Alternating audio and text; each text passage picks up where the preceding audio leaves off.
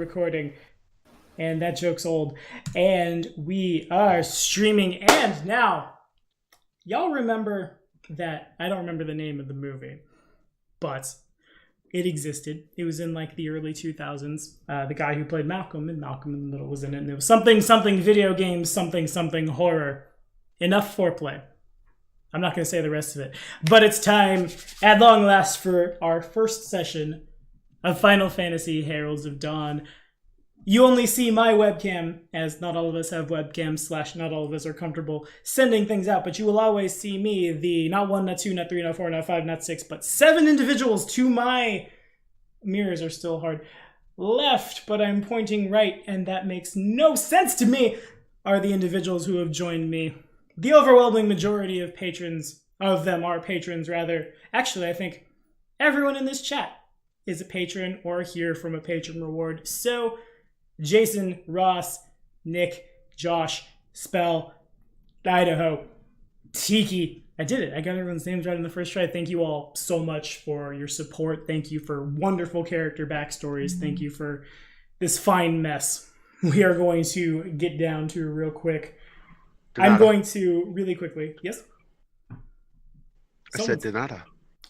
Indeed. So I'm going to, so we can put a voice to a token, basically, for our, there are no in-character reflections today, but there are, if you could introduce mechanically, like your race, your Gestalt combo, etc., etc., I will just run down the line. We won't roll a d7 to determine, like, who is what, when, where for an in-character later. We're just going to run down the line. And it starts with Nigel. Jason, who are you? What are you? How you doing?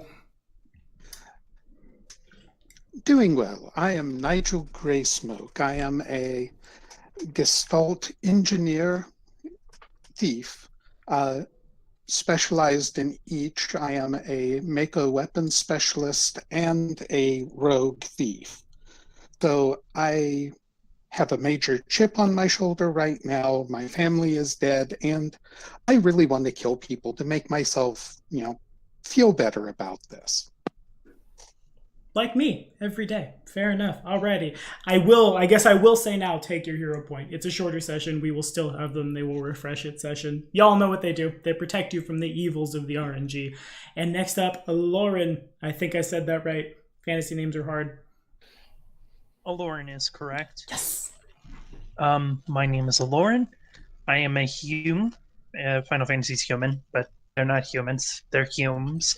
I am a Dark Knight Red Mage, specifically a Dark Knight Reaver archetype. Instead of having a fancy harm touch, I just have the meh harm touch, but I have fancy sword stuff, so that's cool. And yeah, for the most part, my character's just kind of passive, kind of anxious, hoping nobody else tries to jump him. He's trying to figure something out. He's a bit concerned. Fair enough.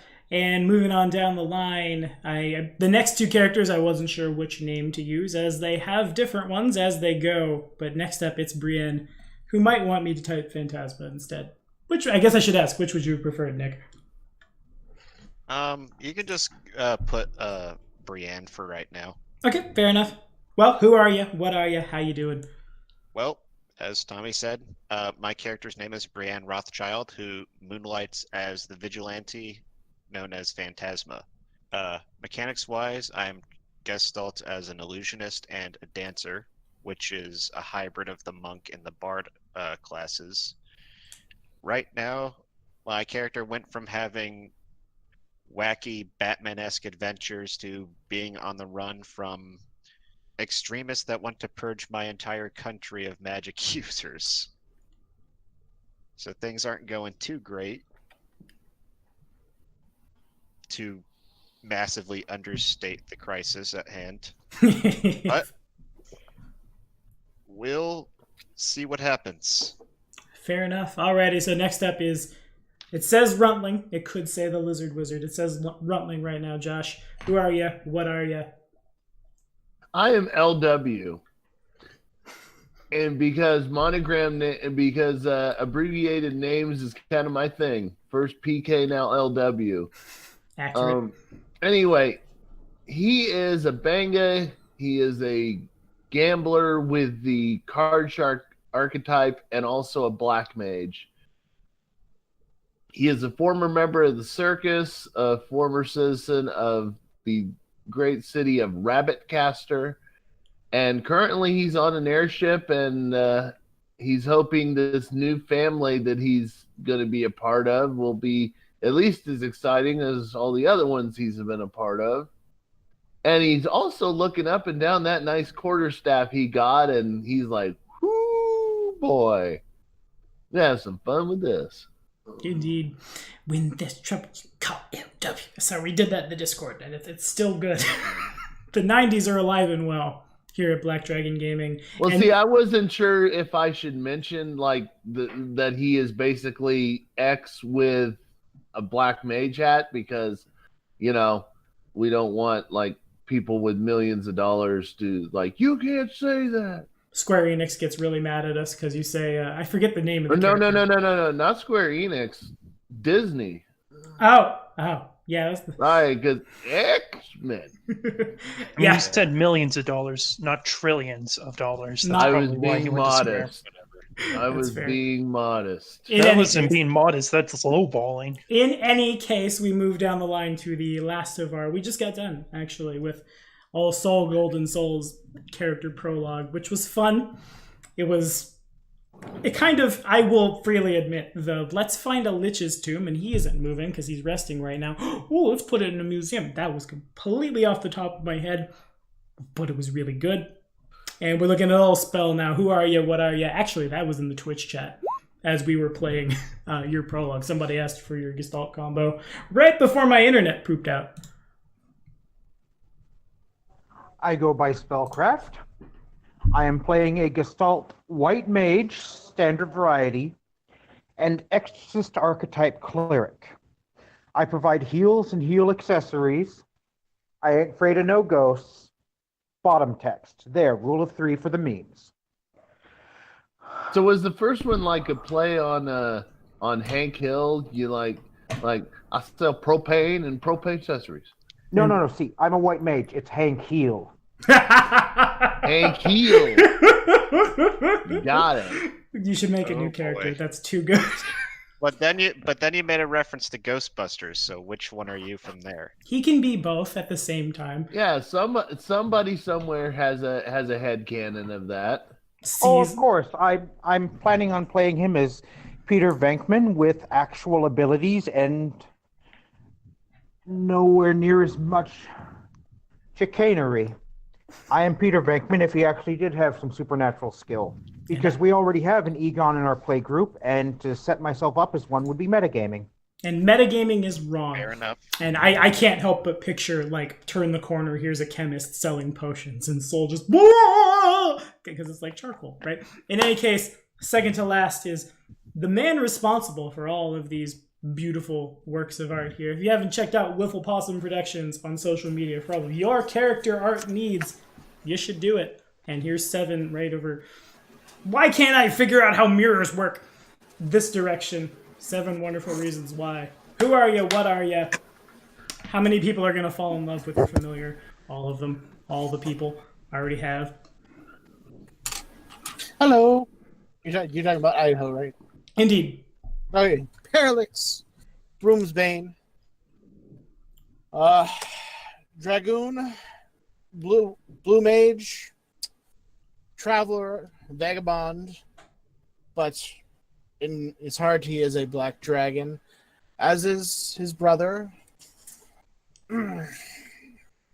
Terralix, Broomsbane, ruler of the night, lord of all you meatbags. Tremble before me, puny mortals. Beautiful, says this little tiny thing on his shoulder. Good enough for me. And last but not least, at the bottom of the line, is the most generous man I've ever met in my entire life, who's rapidly going to take the meta of Final Fantasy D20 and break it about 27 different ways. Tiki, who are you? What are you? How you doing? Well, obviously I am Tikisri the Artificer. I don't know why you had to ask that. My creations are legend. But I am a disciple of the Hand Engineer and a monsterkin with the construct and automaton subtypes, also the Albed and Shindraid subtypes for feat and trait compatibility. But I make things. I make things to help people break things. When the min-maxer plays a crafter, so everyone can be good at things, we all pan out. Fair enough. Good enough for me. Take that arrow point, my man. And we're going to pick up with everyone who boarded Opportunity first. The airship makes its way. For all of you, the time is kind of wibbly wobbly in terms of how long it takes for you to get there, because certain people board at certain times. But eventually, one morning, all of you wake up and truly you do see, floating at level with the clouds, a massive continent. The first thing that catches your eye is a range of mountains as the airship makes its way down to the peninsula that will be like where the settlement has been built, basically. A pier extends out off the ground, probably like 4 or 5 miles, just hanging out off the edge of this continent as the airship docks. I suppose my first question, and this is directed at everyone who's not Soul or Parallax. Does anyone want to disembark from the airship in a less than standard faction? That is to say, people are just kind of lining up and disembarking. Lauren would be very interested in making sure he gets his bike off and probably try and see if he could just walk off with it. Okay. Yeah, you certainly can. You go down there to not makeshift. It's kind of makeshift in and of its carrying a couple of vehicles, cargo hold, where that and a pretty sizable Jeep also has been stored in that area. You're able to grab it. It's getting it off, the pier is an awkward kind of story. As you go to drive the thing along, there's kind of a line has been formed. You could certainly cut the line if you wanted to, but there's not a whole lot of space for which to drive it. I mean, could I just walk it alongside me, kind of how big is it? Are we talking chopper big, or are we talking crotch rocket, or are we talking kind of more riding bike? Well, I want it to be crotch rocket now. It's just this tiny little thing. Yeah, it's crotch rocket. It's definitely that not. would be definitely cool. Not. It's like an old Indian motorcycle, right? The brand Indian, you know what I'm talking about. It's. Oh yeah, the good ones. Yeah, the good ones. It's pretty sizable. Well, I'd probably just be walking along the line just with my bike. Probably have my gear and whatnot on the seat attached to it. Fair enough. Okay. And Phantasma was saying. All right. I apologize for before. It's all good. Assuming that they have a separate cargo bay where you have to keep your pets, and they absolutely wouldn't let me take Jareth on board, I guess I would be making my way to the area where they're, where you can collect whatever animals that you might have brought with you, a separate cargo area. Okay, fair enough. There probably is something like that. Yeah. For the cats and dogs and things are stored there, but it's mostly for chocobos or bigger livestock kinds of animals. Jareth's true nature sits in a little animal carrier. You make your way over to him. He just and Jareth is just absolutely infuriated with having me stow him away in a box, just do you have any idea how stuffy it was down there? What is wrong with you? He just kind of looks up, this is degrading human. Or, excuse me, this is degrading human. Human is a different race. Get over yourself, you little cat. He blinks. He does that meme with the dude with the short blonde hair as he blinks and moves his head. He does that. All right. But does so as several other animal handlers make their way down to get the chocobos out of the stalls and move them out, and he realizes the jig would be up. All right. No. Anybody else on the airship not want to I know there are some people who are running away from things and might not necessarily want to just file out of the ship. Yes, I would actually have just remained covered, keeping with the workers as I'm still holding my pretend to be a worker type situation, until right about the time that I noticed the Jeep. Okay. Because I was a regular engineer before I was a disciple of the Hand. That's an automaton. It's a construct. I'm curious. Indeed. So I'm going to investigate the Jeep. Okay. I guess I should ask Jason: does the Jeep have a way to cloak itself indefinitely, or is it's as per vanish? So eventually it would pop back up again, right?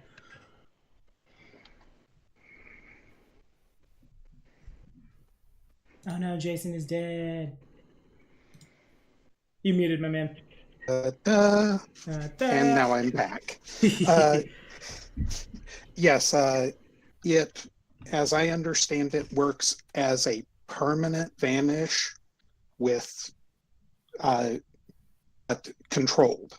I can turn it on and off at will. Same with my cloak. Okay, fair enough. Well, then that actually leads us to a question did you have it cloaked while it was on the ship? Because that actually leads to a bit of danger for it getting bumped with other things. Tiki is I will have to ask for a GM ruling on this. Partially, I would like it to be partially cloaked, especially I kind of want it to misrepresent a section where I have a lockbox on it. So just kind of have that lockbox vanished. Yeah, that makes sense to me. Like, certainly having it, like Tiki says, having it cloaked forever means something could careen into it, and that would be bad. But yeah, you could reasonably, like, have portions of it disappear, or even just, like, under the seat is where the lockbox is, and you have to, like, physically lift the cushion up. Well, depending on how long it's been, travel time, I either have a Seek body or its gear, and having tossed the body out of the window after looking it over to see if I could get any intelligence off of it. Intelligence in the military sense, not the other. Start scooping ability scores off it. Fair enough. So, yeah, I have like its gear and my rifle. You know, people might be a little spooked at a guy walking around with a rifle on a airship with big balloon on top. Are you with the machine?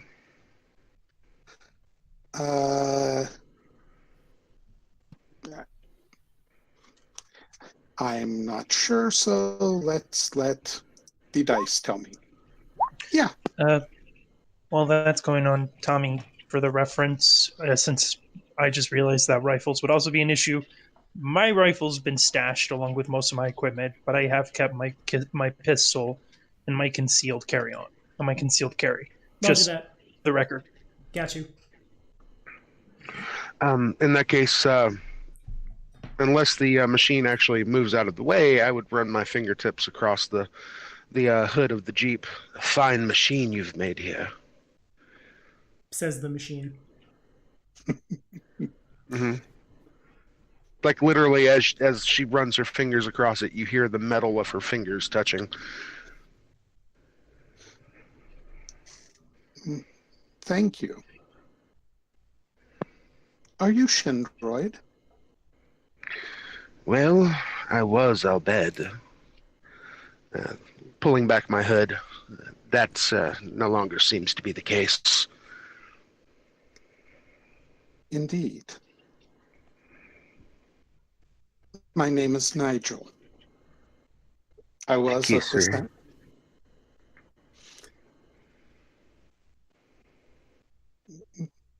Were you of one of the clans of the Shifting Sands? So point of reference. Jason, or rather, Nigel says Shifting Sands, and Tikisri has absolutely no idea what that means. the ship has been over a lot of different places, and the world is a very, very big place. So perhaps like a desert somewhere probably pings in your mind, but a specific place, you got nothing. Mm-hmm. Well, my father was of a desert tribe. I can't say if we are speaking of the same one. I never really knew my biological father that much. He was not in my life. Well, if you had family there, I'm sorry to say they probably are no longer with us.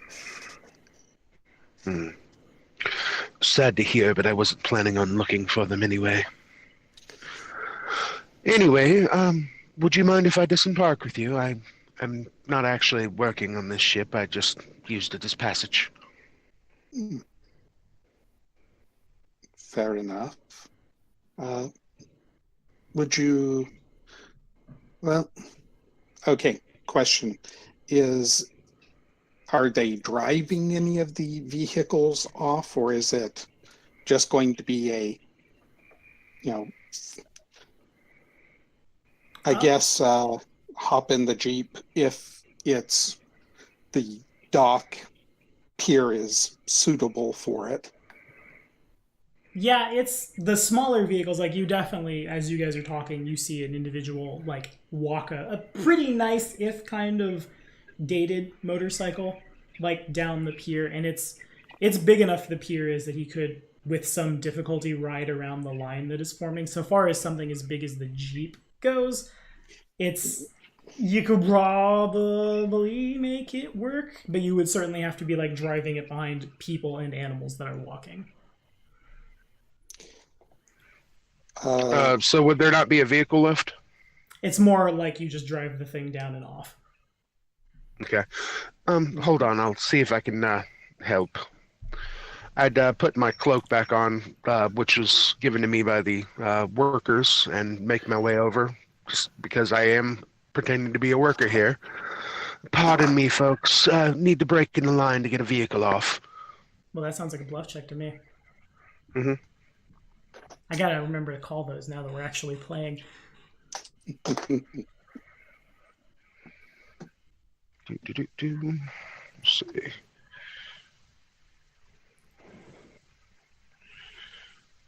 Yeah, well, it's probably gonna suck. Okay, so with a 14, the people around you are pretty, like, they are simple folk. It's not hard for them to be fooled. You definitely look different under the hood than, like, everybody else, but they don't really pay you a whole lot of mind. They just get out of the way.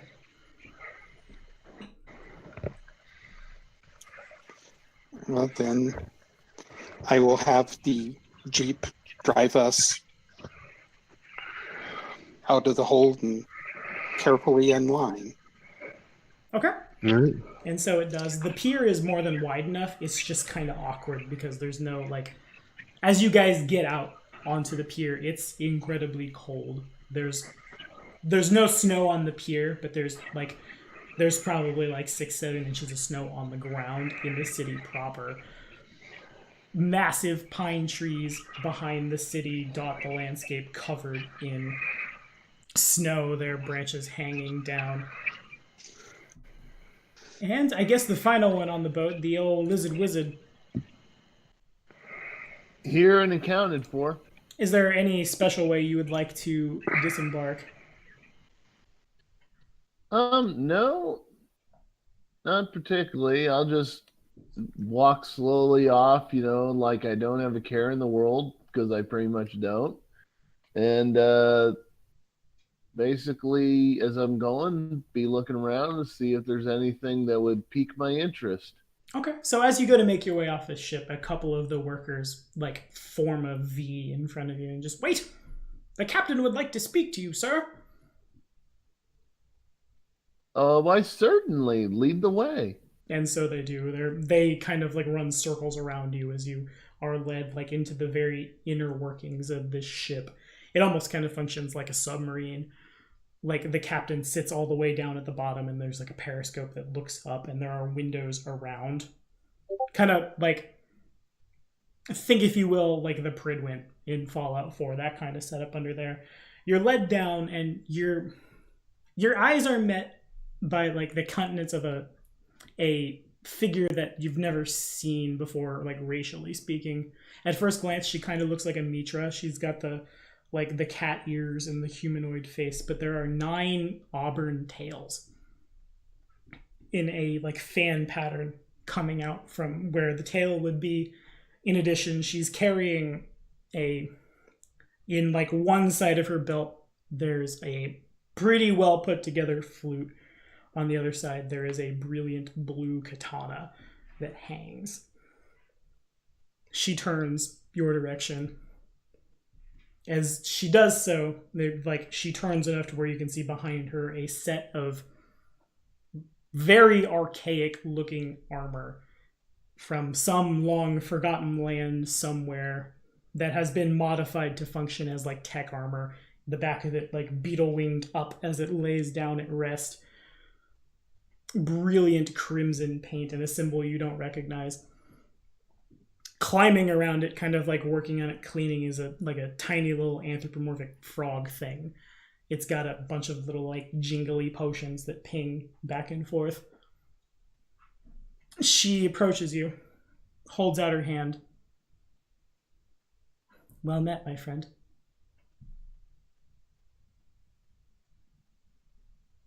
How do you do?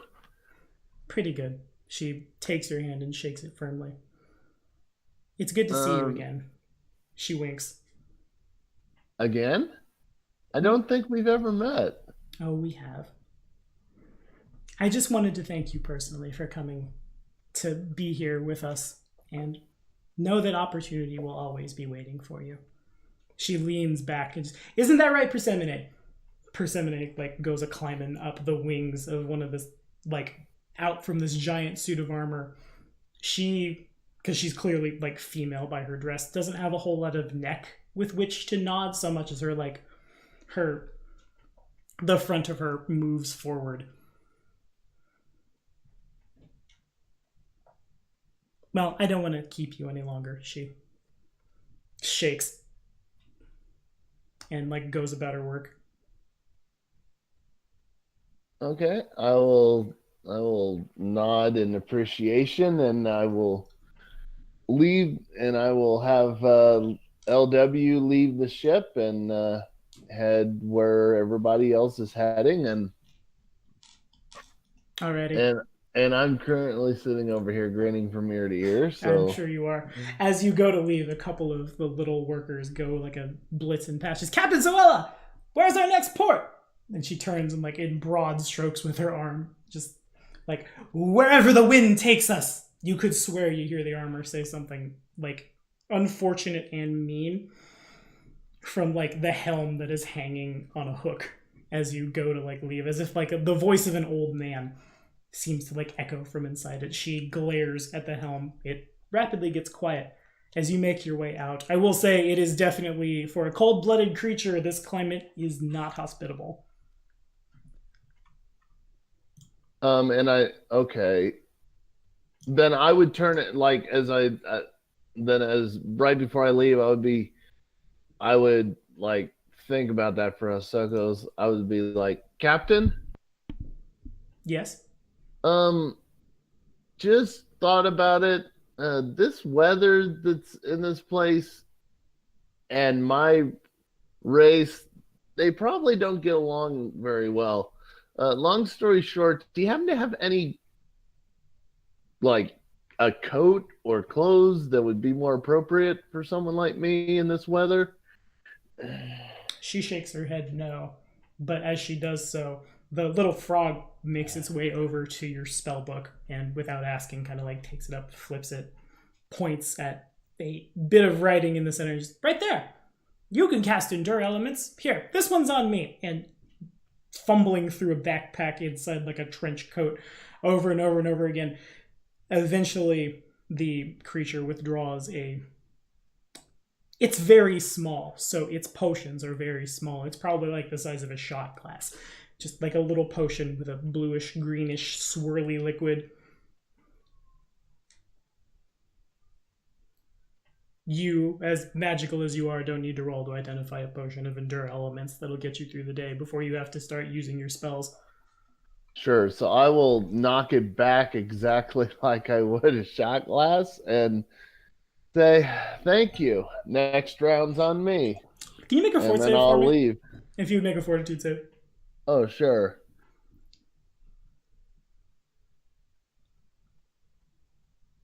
As we all figure out how the new character sheets work. Yeah, because I'm looking at the character sheet and then... So we want character sheet, then probably combat. Yeah. And then on the combat tab, the second tab at the bottom, or in the middle, there's a fortitude reflex will. You just click on the D20 by your Right, I got it. So yeah, just add that. Okay. So it looks like a shot glass and it tastes like just like pure 5,000 proof alcohol. You are able to keep it down, but there's definitely kind of like a coughing, wheezing. The captain, who you've learned now his name is Zoella, looks at the frog. Is that what you did with my stash? Did you make potions out of my stash? Well, Zoella, you know you have a problem. And they kind of like, as you go to leave, they banter back and forth. As out you go onto the dock proper of the place. All right. Yep. And now that Josh and I are done being nostalgic at each other. The five of you all have basically fallen into a long line of humanoids of all shapes and sizes who are making their way up this really, really, really long pier. There's a couple of individuals at the front that you can kind of see by like up, lean over, that kind of thing. There's a conversation going on that you can't really hear over the noise of everyone else speaking. As this is going on, a pair of, well, rather, I guess I should say, as this is going on, the sky darkens behind you as a pair of massive dragons fly down to rest on the other side of the port. A couple of human individuals are like quickly called forth as everyone begins that arbitrary, oh my gosh, dragon panic. Some are just like, whoa there, trying to keep people from freaking out, as others are carrying heaps and heaps of gil to apparently pay the dragons for carrying a couple of individuals who both disembark. Everyone sees a little human man in a white robe and a bigger aura with something crawling around on him make their way onto the pier. There's not really a special way you guys could disembark, because there's kind of only one way. But everyone sees this. Oh, the people I wouldn't kill for some of those shed scales. I wouldn't still be in my dragon form, would I? No, you've gone back to, you look like an aura. Okay.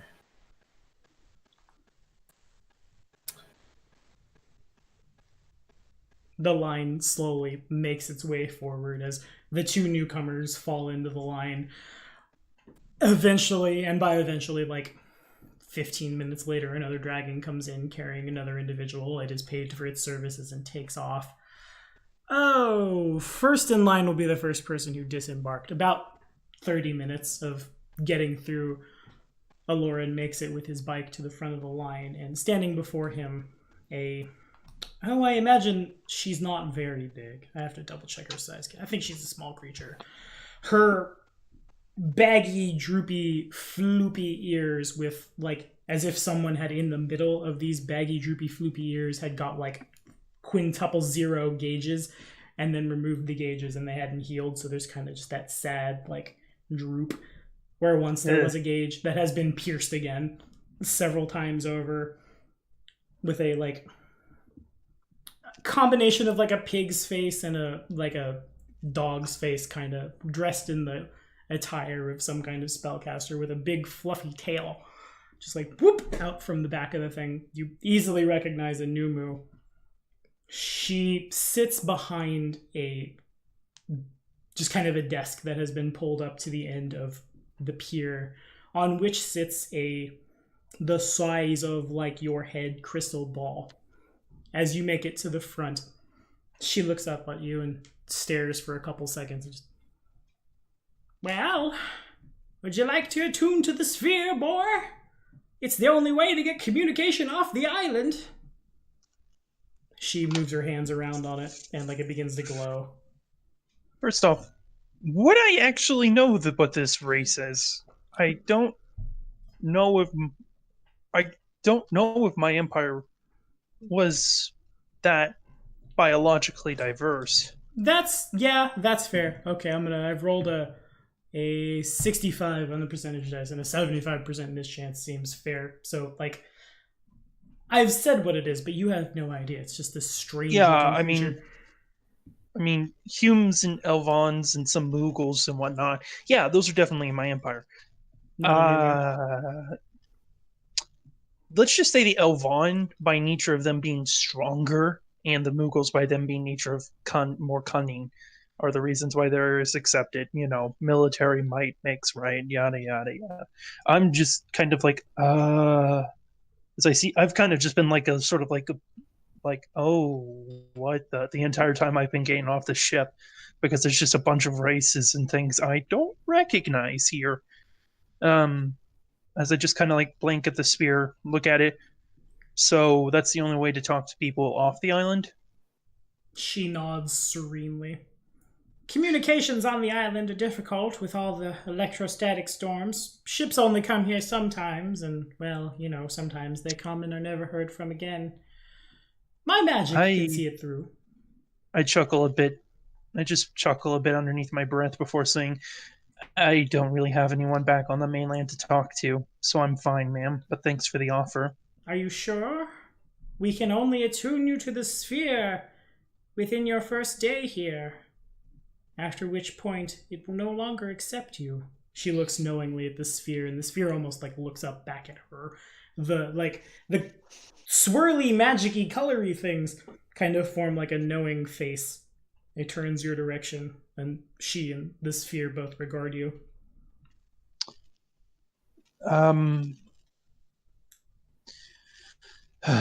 Very well. I will attune. How do I need to do that? Well, place your hand on the sphere, boy. It's that simple. Fair enough. And I'll probably just take off one of my riding gloves and just put, I'm going to say, my left hand on the sphere. Okay. There's a faint tingling sensation, and the rest of the party is pretty much close enough to see it at this point, as Aloran's hair basically, like, science center electromagnetic, some kind of sciencey thing I don't understand, statics up for a split second as your hand feels all tingly and weird. As you remove your hand, your hair floops back down. Now see, that wasn't so painful, was it? Just think of the individual you would like to speak to, and my magic will see to it you can contact them. Now move along, son. Okay, I'll just push the bike on forward, just kind of like, what? And just, kind of put the glove back on and just keep walking. Fair enough. Okay. A Van de Graaff generator. Thank you so much, Jason. Jason and Tiki are next as the line continues to move forward, and this Jeep without a driver, and a lot of people are kind of like, as you're moving, they stop and they start to ask questions, then realize it's probably better to not, and turn and continue moving as the same question is posed. Both of you would recognize a Numu. Attune to the sphere, my dear sir? Either of you?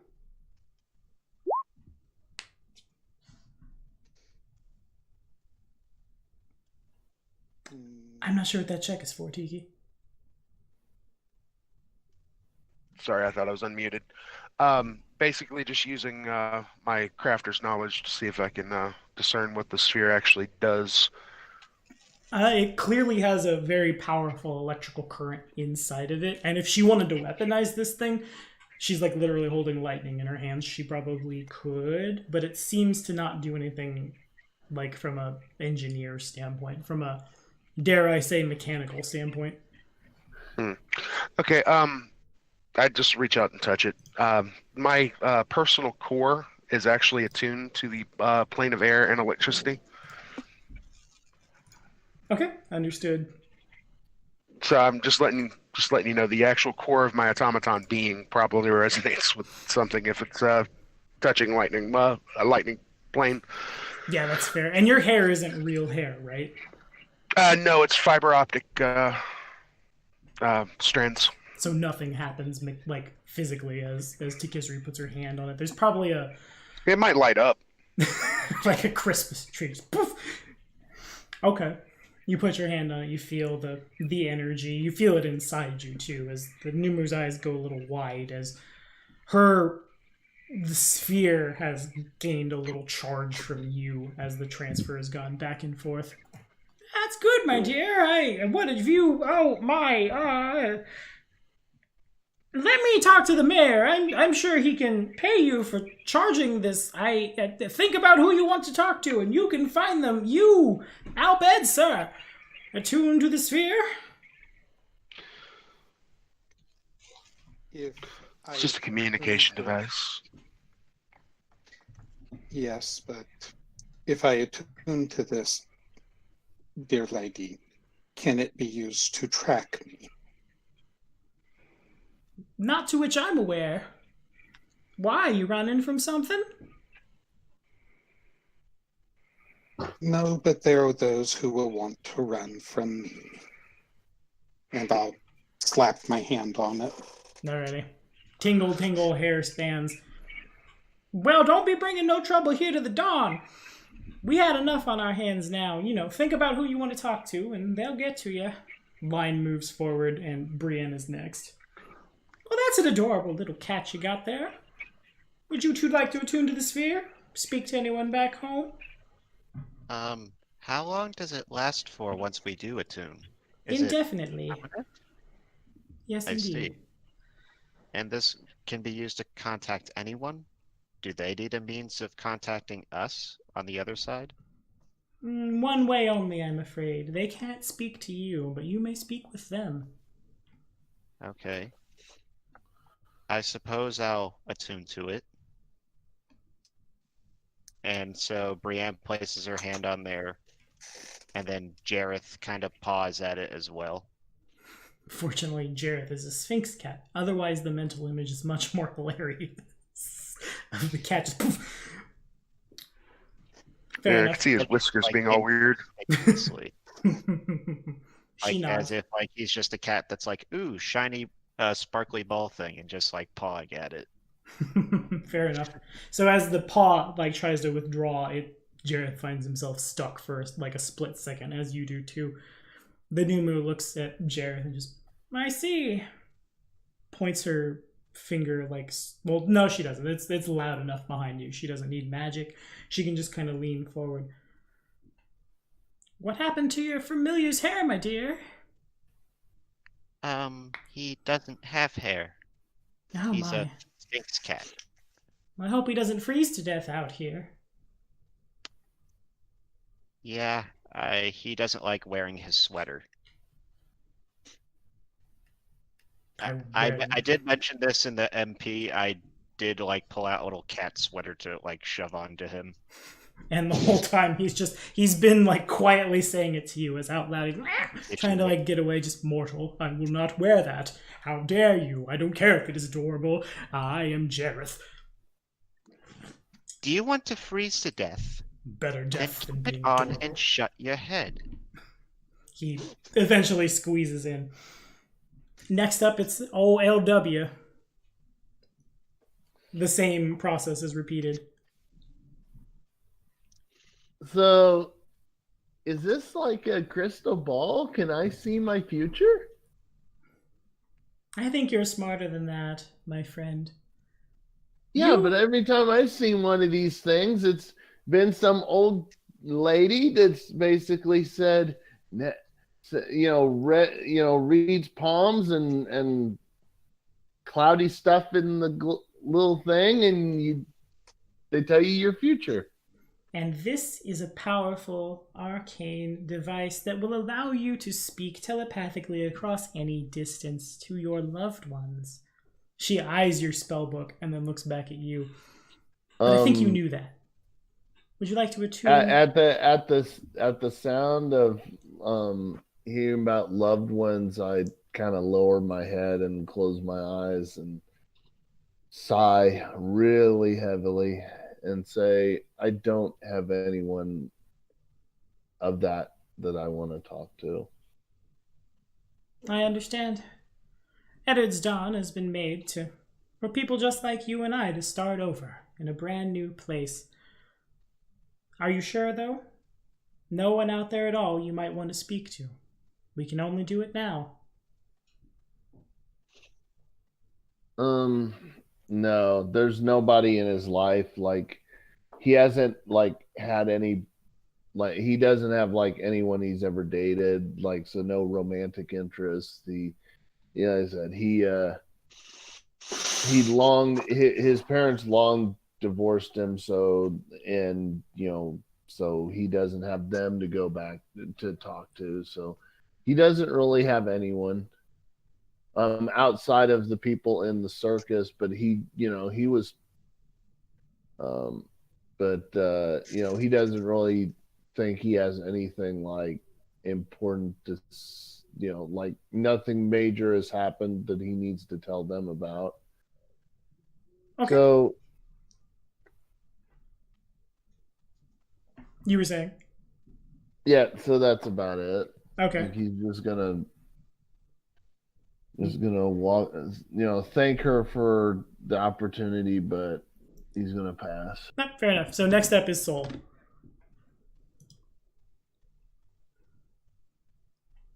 You approach the line, or rather the line moves up to you, and this old Numu woman just, well, hello there. Don't get many like you around these parts. Attuned to the sphere? Only way to talk to your loved ones. Yes, I suppose that would be best. Very well. And you hand on, hair up. All you have to do is think of them and they'll put you right in contact. Now move along. And suddenly, as she's talking to you and pushing you forward, she looks in the direction of, here comes a dude with a dragon on his shoulders. My, my, my, my. Usually we just pay the dragons to ferry passengers back and forth. It's uncommon we get one moving in. She withdraws a more or less skinned and kind of ish cooked rabbit carcass. We keep things like this for individuals like yourself. And she throws basically the treat for a small dragon up into the air. Meat! Ah! He catches it in his jowls and starts ripping it apart viciously on my shoulder. Please, Terralix, you're dripping it on me. Get off. Wipes off his armor. Excuse me. Yeah, thank you, miss. I look at her. I scan her a moment to see if I can identify what she is. Okay. She's definitely a Numu.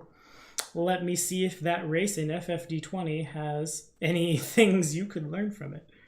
I doubt it, but we gotta be double great because there's a blue mage in the party. Okay. Yeah. That also helps. I mean, while I'm scanning it, the knowledge of local can apply to something about the race. Okay, fair enough. If it is just indeed a humanoid, because it's all knowledges that I work off of. Okay. Yeah, it doesn't really have anything you can learn per se. It's just a lop-eared, some kind of castery thing. Well, yeah, it looks like a manatee. Pretty much, yeah. That is a much better way to describe it than dog pig. Yes. With droopy rabbit ears. Yeah. And it's just well, you two, attuned to the sphere. She continues to move her hands around the thing. Oh. Very well. If that's what everyone else is doing, I suppose. Cautiously places his hand on the sphere. Yeah. Come on, brother. Swallows his rabbit. Walks over and places his hand on it with his brother. And both of your hairs go up and the process is repeated, the thank yous, and think about who you want to talk to and we can reach him. Now, on you go. Oh, is that why I did that? Oh. Nice. Okay, so if the 7 of you could roll perception for me. Can I get someone to roll perception for me, as I've been having internet issues and getting onto roll 20? Sure, what's your mod? Plus 10. Roger that. Boom.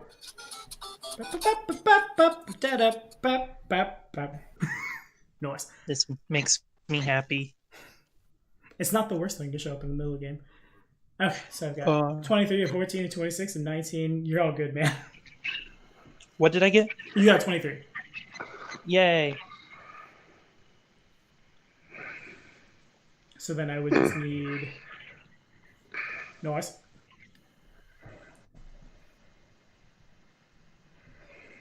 Oh, rough.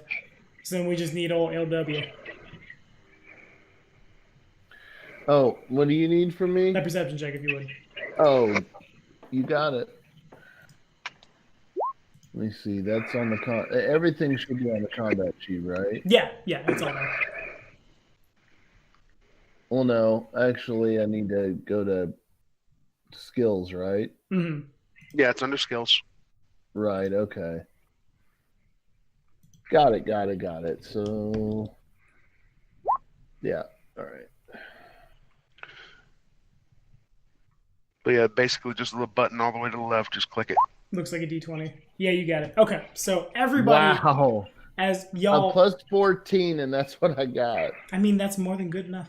As y'all get off the pier, it's like you almost step in a pile of snow because there's this like bit of what would be grass if it was spring that separates it from like the main thoroughfare.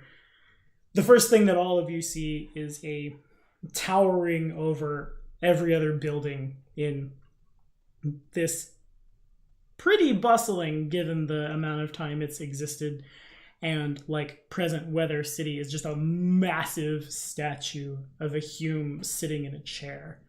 He has a beard down to, you imagine, somewhere towards like the belly button region. It goes down, and then here comes like buildings, so you can't see the rest of it, but it dominates the skyline of this not quite town, not quite city.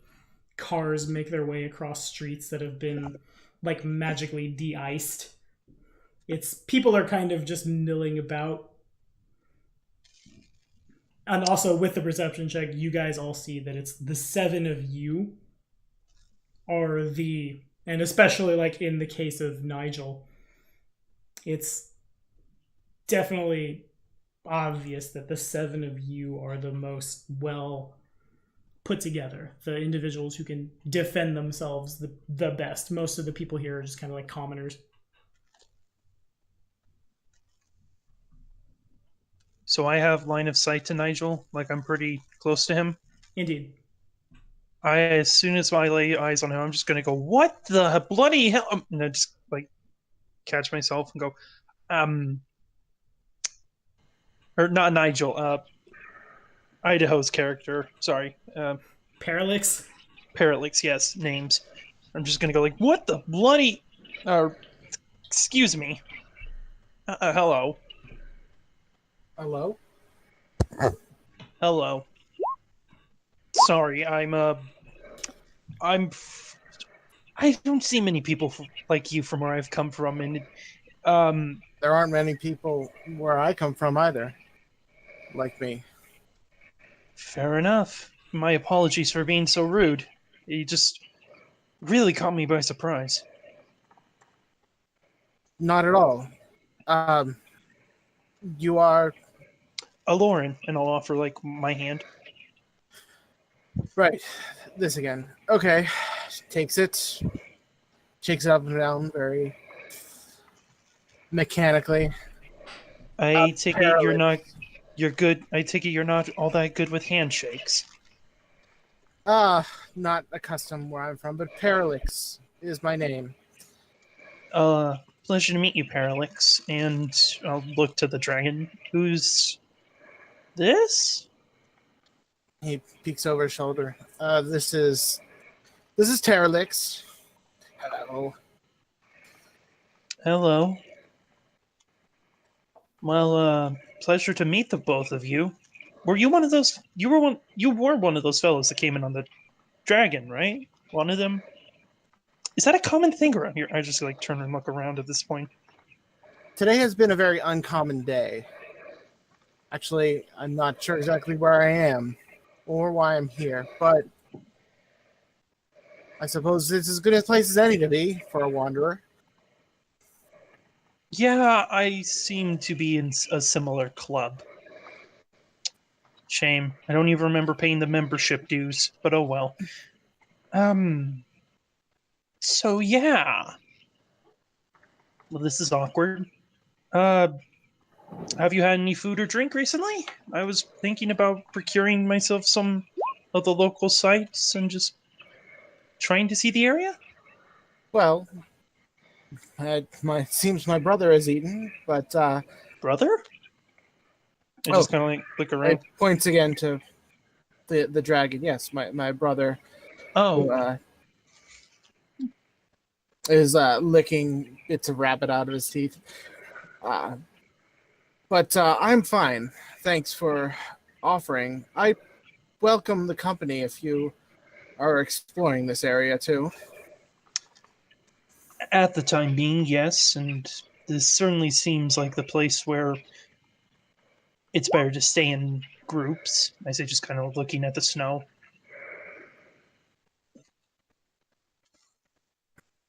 Okay. Well, Seems as though those two are well prepared for the weather, though, and I'll just kind of like look over at Nigel and Tiki as they're probably messing with a jeep. oh, it's another one of those mechanical devices again. Jeep? Do they not have cars where you're from? I've only seen one before, and they are quite swift at moving across land faster than Chocobo. Have you seen one of these? When you're looking at Tiki, she's actually pulling things out of her bag and just seems to be piecing something together. Fair enough. Have you seen one of these? And I'll kind of just pat the bike. Nope. Can't say I have.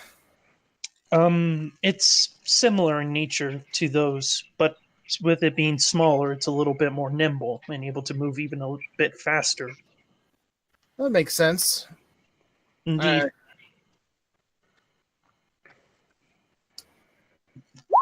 Can you fly? Do you have wings?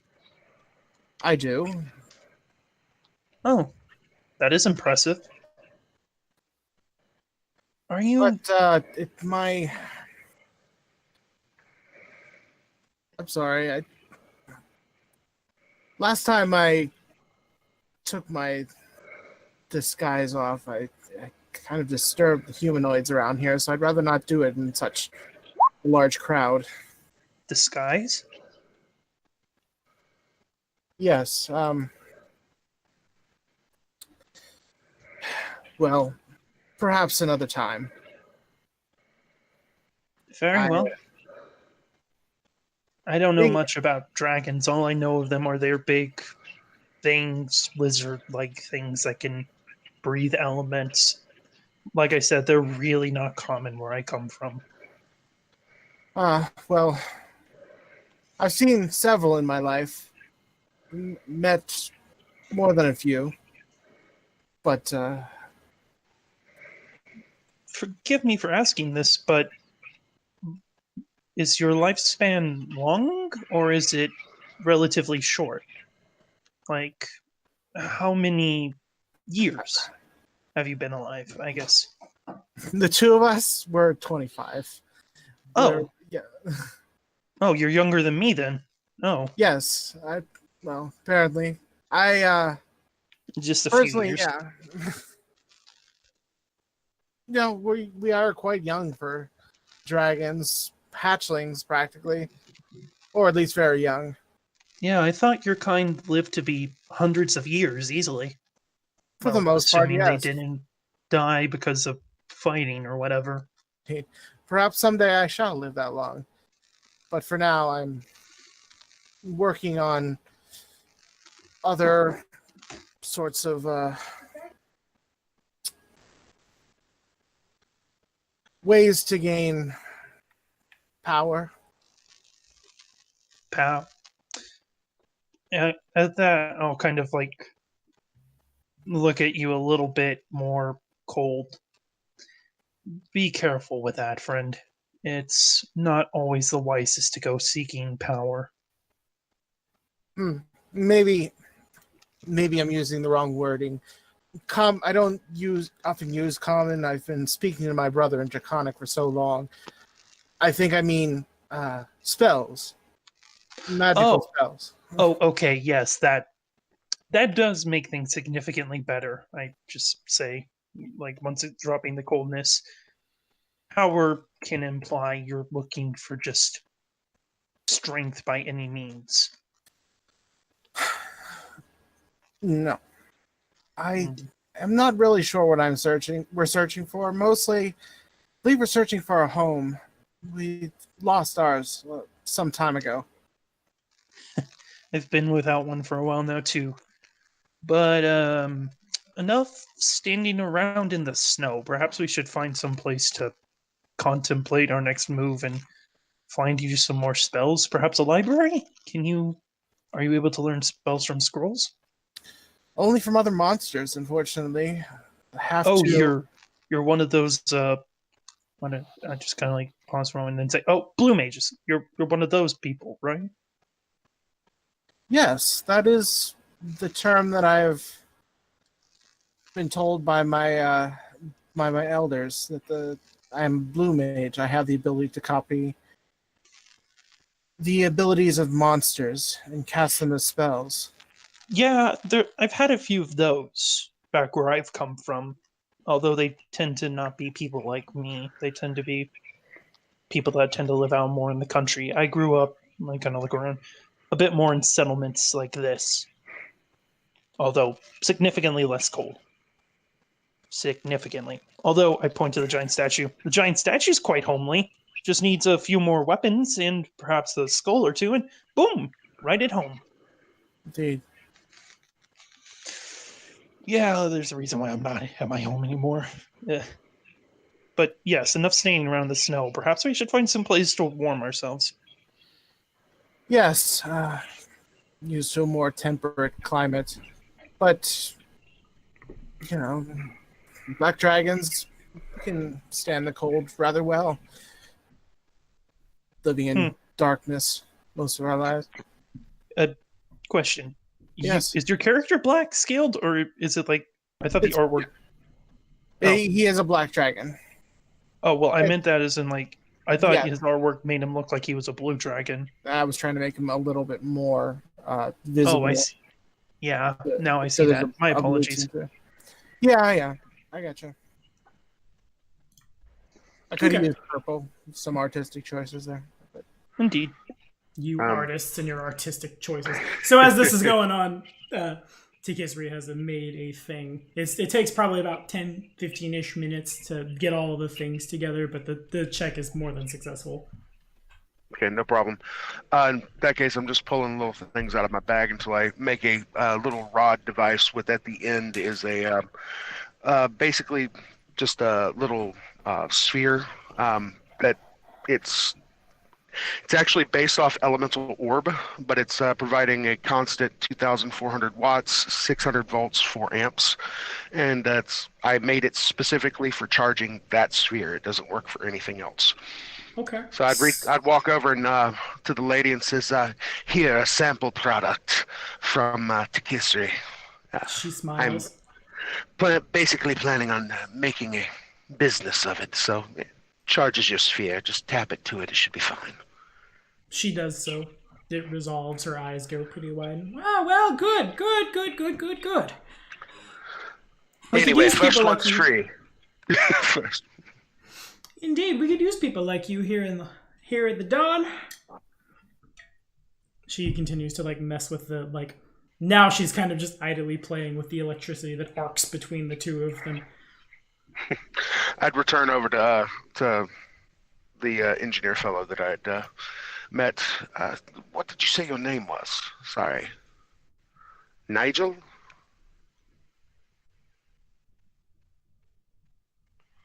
And as you move up to speak to Nigel, a Hume woman with a cat in the most adorable little sweater comes up, like moving up in your direction as well. The three of you meet up. Yeah, so I come walking up a bit timidly and ask, pardon me, ma'am, sir. Would you happen to be driving into town? I'm afraid I don't have any money for a cab. I see no reason why that should be a problem. Please, hop on. Oh, thank you. That's very kind of you. As I'm sitting down, Brienne is kind of trying to avoid eye contact, but the cat is just glaring at you. At who? Me or? Just you, right now. All right, so I'm actually going to be looking at the cat back. Odd little thing, seeing as my eyes glow from inside because of the being keyed to the core, but they're slightly glowing. Why does your cat have no fur? Oh, he's a special breed. He's actually a bit of a oddball himself, to be honest. And he's very impolite and doesn't know that it's rude to stare. And it kind of looks like the cat understands me when he kind of like, wow. And then he just bows his head down. Cats see staring as a challenge. Okay, he's challenging people. Do you not understand animals? Maybe not regular animals. I'll tell you what, this one certainly tries my patience.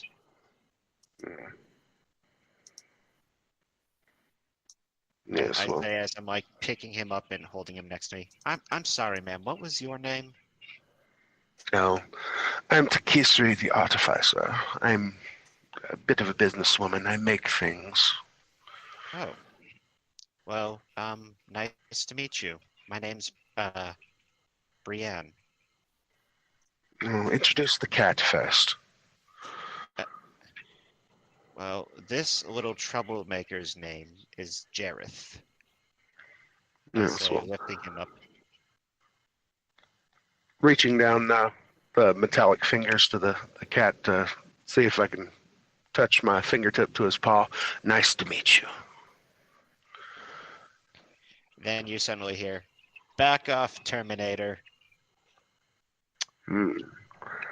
And He then speaks. Triad was like, Jareth, what did I tell you about opening your mouth?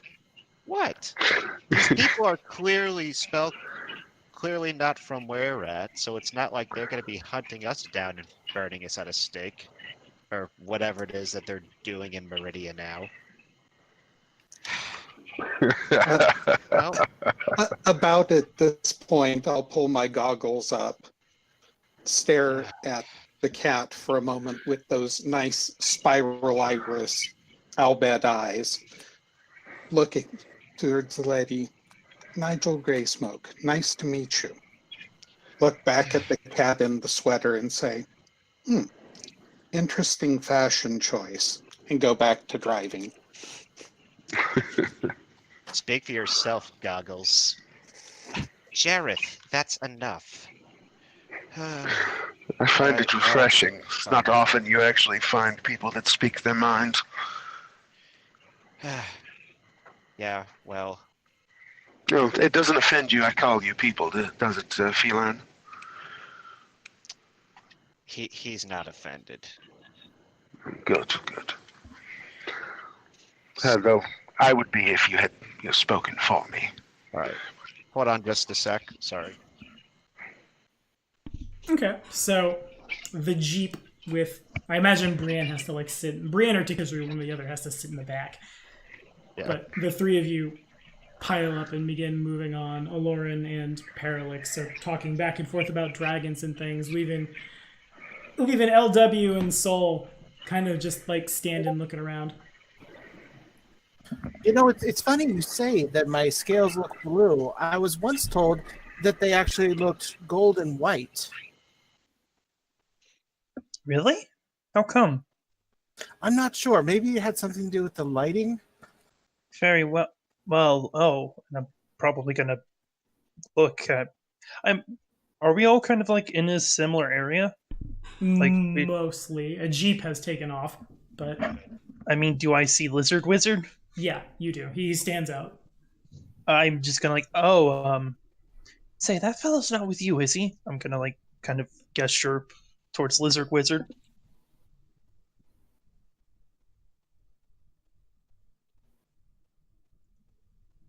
Well, Hello? hello. Oh, sorry, my internet. Did you guys hear that? Indeed, we do. I heard that. Came through Okay. loud and clear. Making sure. When you're using a hotspot because the internet hasn't been set up in your new place yet. Fun completely. story. Oh, yeah. Well, OLW definitely sees these two, like, talking in his direction and looking over.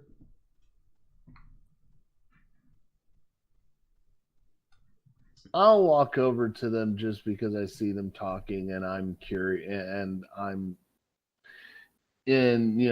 stood around looking like a new tourist long enough, so I'm gonna go over them and introduce myself. And so you may. All right.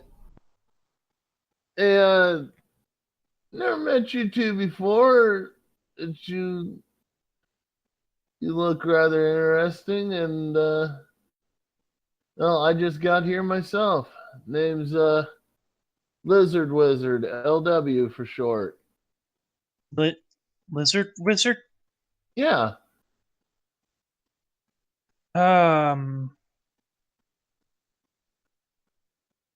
Is that a nickname? It's my professional name, but my real name is less flattering, so I figure basically I go by Say my no more, professional friend. name. I can understand that. But pleasure to meet you. The name's Lauren. I'll offer my hand. I shake it, and I say, I am a purveyor of card tricks and magic. What is your profession?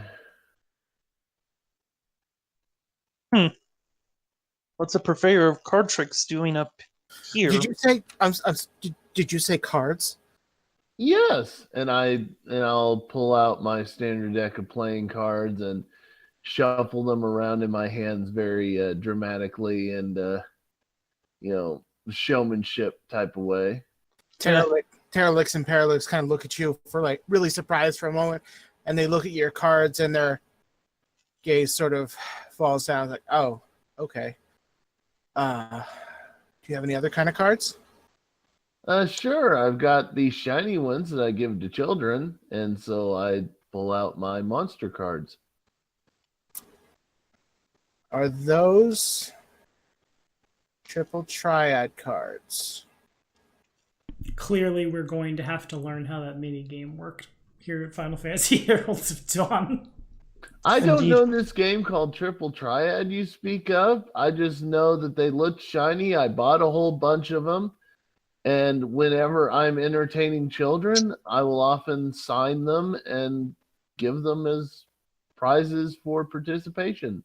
Oh, you write on the cards? Yeah, I autographed them.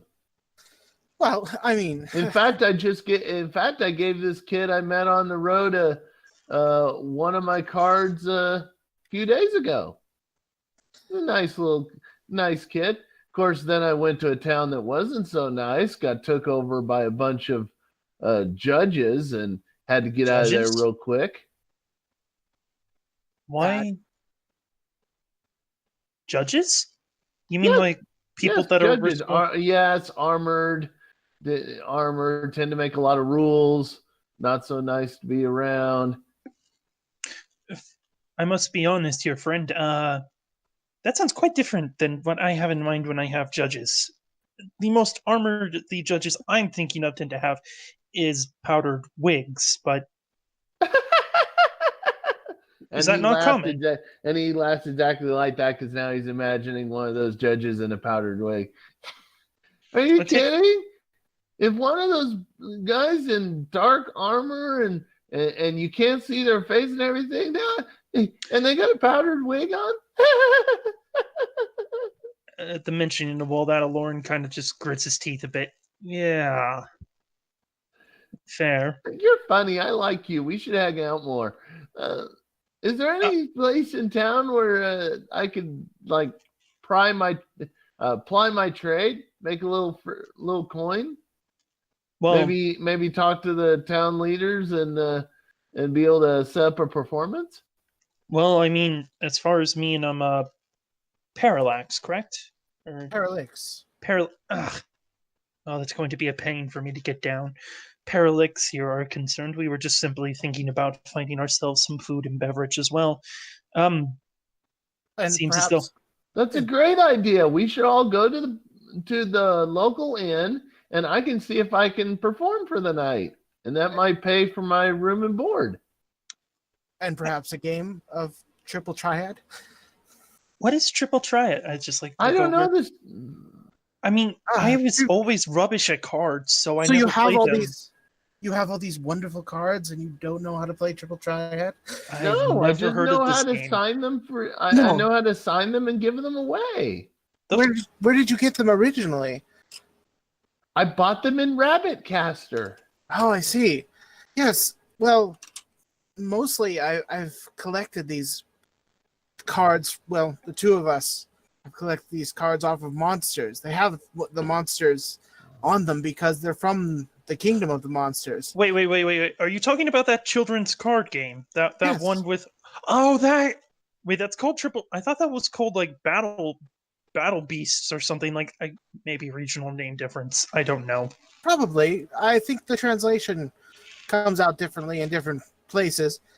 But it's basically a card game. A collectible card game. Oh. Card game.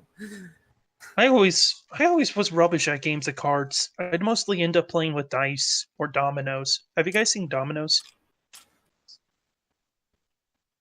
No? Fair enough. Speaking of which, do either of you happen to know what's up with that last gentleman there? He seems...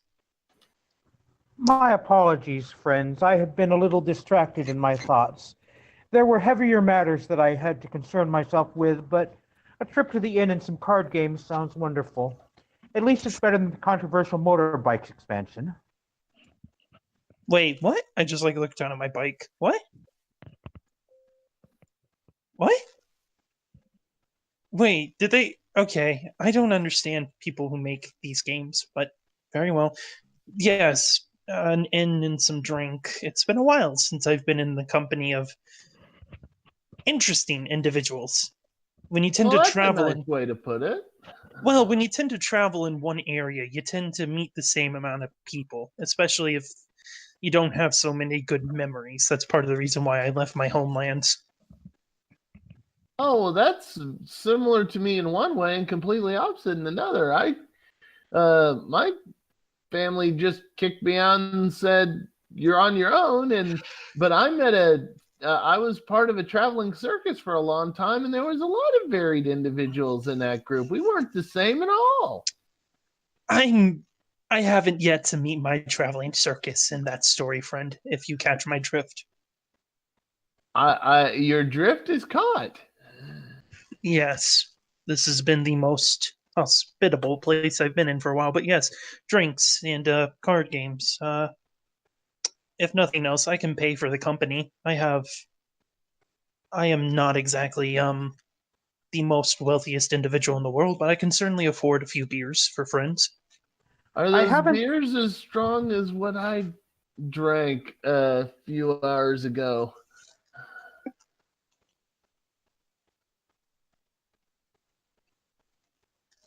Yes. I would offer to take my bike, but I certainly am not going to be able to fit 4 people on it. Yeah, you I- might get soul on the back of your bike. It's pretty good. It's pretty big, but it's not big enough to support like a dude with a tail. Yeah, See, that's the next thing that needs to happen is LW needs to figure out how to fly on his quarterstaff.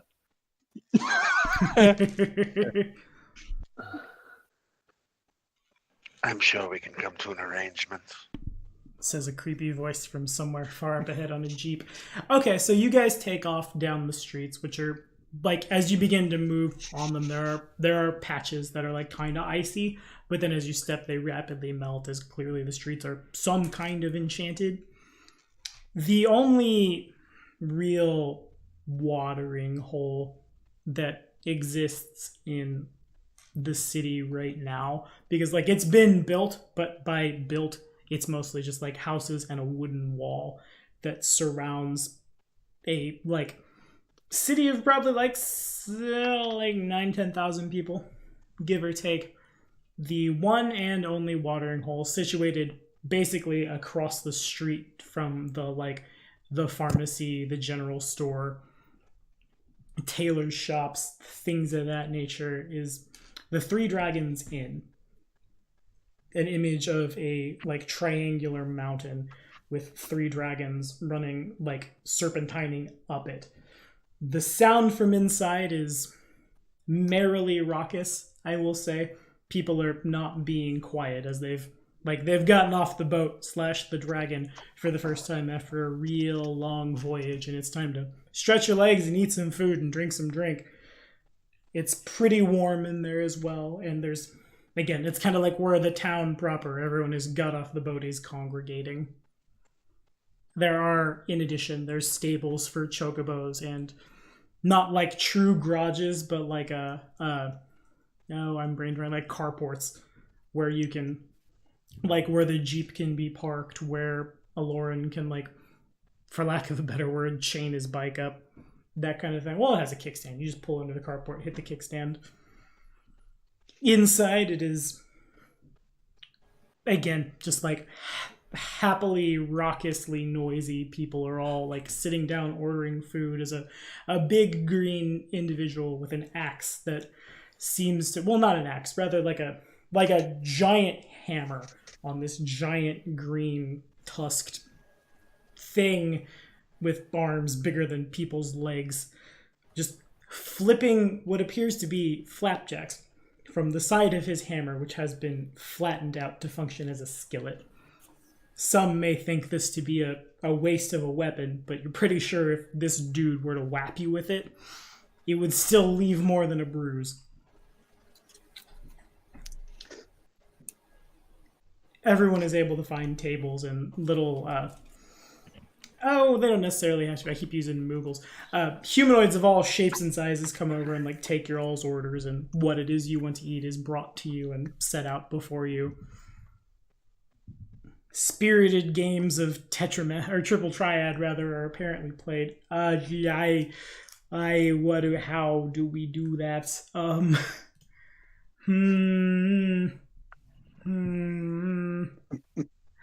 What kind of check could we do? Opposed something for anyone who wanted to play. We'll call it opposed percentage dice for anybody who's trying to play Triple Triad against each other. I know that's real easy, but it's also real easy. Now, one thing I should say is is any of my ability with luck going to factor into this at all? I'll say you can use a point from your luck pool as an immediate action to reroll if you'd like. Thank you. So I hear LW's up. If Oh Parallax about to play yeah. I him- mean, if I'm putting my own cards on the line, I'm going to play just to make sure none of them get put in somebody's pocket. Lauren will watch, but he does not really know how to play the game. He'll mutter something about getting a set of dominoes, but nothing else really. Okay. Nigel will just sit in a corner with his back against the wall. Try not to draw excessive attention to himself, but try to see if anyone looks like they're in charge, because news of what happened at Oasis does need to get out. Makes sense. No one seems to be necessarily in charge. Perhaps the big green thing that's making the food. He yells out, bellowing in. It almost sounds like draconic, but it's slightly off in such a way that it must be like some kind of different language. And then like up goes a flapjack careening across the breadth of this inn. And then kind of out of nowhere, there's a Vieira behind him, stands up and like snapshots it with an arrow, pinning it to someone's plate. It's kind of like that place in Springfield, Missouri, where they will throw the rolls at you, but there's pancakes and danger. Never have been there. Anyway, I hear Parallax over there. Did Parallax want to do a challenge? It's called Lambert's. Oh yeah, that's what. How do you know that? But I don't. See, I was gonna It's a mention chain. it. I was gonna mention it too, but I was like, we're in the middle of a game, so I wasn't gonna like mix. But Lambert's is a chain. I didn't realize that was a chain. There's one of them in Missouri that I know. Yes, there is, and I have not been there either. And like I said, it was outside of game, so I wasn't dropping, the knowledge. Oh, cool. Vacation to Branson sometime in the near future. In any case, Parallax. Well, Parallax walks up to the table, sits down, puts a bag on the table. Puts his bag that he's been holding on the table. All right, triple triad. It's a combination of both strategy and of power, and luck. there is a bit of luck to it, but it's mostly teamwork. Oh, yeah, there's a bit of luck, and LW is not going to hide the fact that he's just got that dung-eating grin on his face when he hears luck. Of course, if you'd like If it's a to play your version of the game, I've learned a couple cultures have different rules. I have no idea how to play this game. I just know you said luck, and I am all about luck. I think the luck factor comes into what you can find, and usually it's who you run into. I personally am looking for. I've got my eyes on a couple unique rare cards that if I happen to see one in your deck, I might try to snag one as a prize. So this game is one where you have to find your own type of cards and put your own deck together. It's not standard, in other words. It's not Right. like here's your standard set that you must play with. Exactly. They're collectible, which is my favorite part of the game. He opens the bag up and he says, "If you please, brother." And Terralix jumps in the bag and disappears. You hear a bunch of rummaging around, and then you hear this. It sounds like he's moving a desk in there. And he comes out pulling this chest that is easily the size of the table that falls on the floor with a big thunk. He opens the chest, and you just see like Pulp Fiction light coming from out of the chest as like there's hundreds of these cards in there. He like searches around them, moves them around. Are the three of us also at this end? Yeah, everyone ends up here. Yeah. And you guys definitely Okay. see this. It seems to Does- be the only yeah. end conveniently. Mm. As soon as I see someone using a bag of holding, what? And I would move over to try to, if there's more room at that table, also sit down. Okay. Several of the other humanoids here are also kind of like gathering around as they see a spirited game is about to pick up. Bets are being passed back and forth. Shuffles the deck. This one seems to be the lucky one. It takes the bag, swoops up the knocks over my snack table, and and swoops up the big chest in his bag of holding and attaches it back to his belt. All right, let's get going. No, before you start, then, flagging down whoever's waitressing, round of drinks, and I'd set down about 40 gil. Okay, that's more than enough to pay for them. It's clear the big green guy and clearly the Vieira, they seem to run the place. And she comes and she takes your money and she just like, I still can't do that Vieira lisp very well, but just flapjack. and holds up 7 fingers, and he pours 7 drinks in what you hope must be very well put together glasses, stoppers them, throws them up, bats them, and they go flying to land perfectly, like skidding in front of the 7 of you. Nice. I forget. Did you say that there was music going on? There's probably people playing, yeah, but it's less like organized music and more like, hey, I brought a guitar, and it's that dude at the party, right? You know what I mean? Right. And I guess also in addition, a little like drinks for everyone, and then like a bowl of milk for Jareth slides in, and an additional. What do we give the dragon? The dragon can have ale. It will be fine. What's the worst that could happen? Actually, this is not a fantasy setting. This is a diesel punk setting. The dragon can have beer. What's the worst that could happen?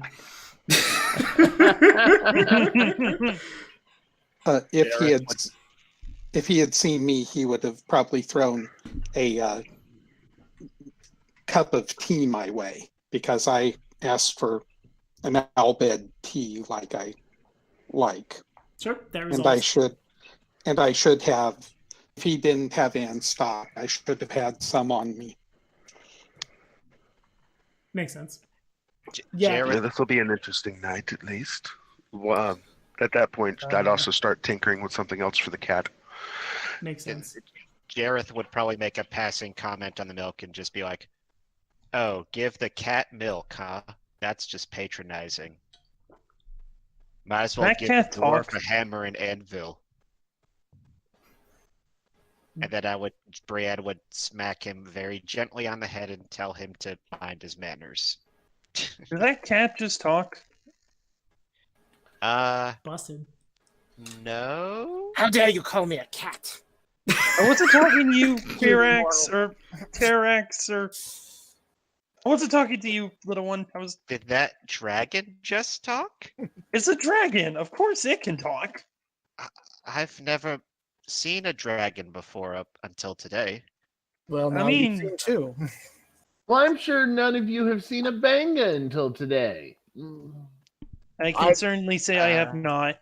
I've never seen a Jeep before today. We're all learning things. Yeah. It's fun, isn't it? As you guys are having this conversation, the people around you are continuing to like spiritedly bet on this game that is beginning to be set up, and the conversation is going from spiritedness to like, get on with it! 50 gold on the man with the funny hat! Very well. Gold is a gil standard, you fool! 100 gil on the man with the pet dragon! Because the dragon might eat us if we don't, right? Yes, yes, tribute for the great dragon! And this guy... I might eat you all even if you do. Everyone is too drunk to be scared. So as I'm getting pings that there's a game... I'm getting that too. Yeah, issue for time. That Game of Thrones is on. So let me get opposed D100s from Parallax and the Wizard. As Parallax draws his card, he goes into his inner monologue. Little does he doesn't know anything about Triple Triad. It's a game of monsters. I have a certain advantage being a blue mage. You see, because they're from monsters, they also leave a little trace of monsters behind them. I can see right in their shadows exactly which cards he's holding, which always gives me an edge. All right, my Valentine. I just imagine like the anime inner monologue going on. I very You know what? I actually kind of like that. I'm gonna say it only works sometimes, and Parallax presently doesn't have any cards that he can do so, but that's a true statement of fact, and Parallax can learn blue mage spells from Triple Triad cards. The DC is considerably higher, but it was too good to not. Oh god, this really is going to end up with card games on motorcycles before it's all said and done. We got motorcycles and card games.